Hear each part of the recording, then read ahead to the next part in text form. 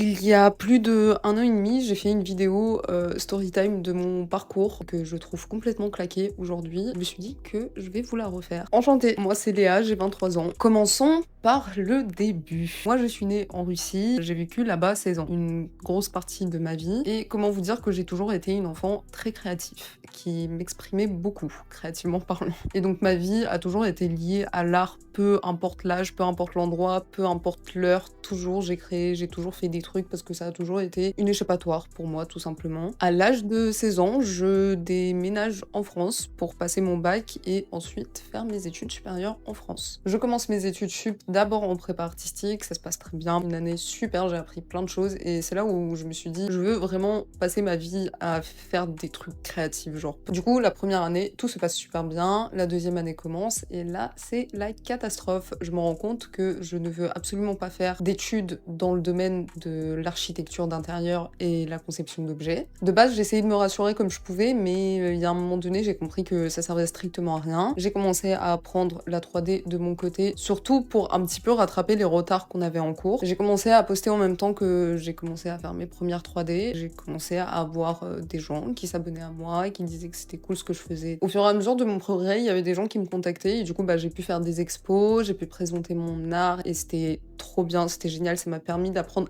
énormément de choses qu'il fallait et qu'il fallait pas faire. Et ensuite, j'ai commencé à avoir mes premiers clients, donc je me suis mise à mon compte, j'ai abandonné mes études.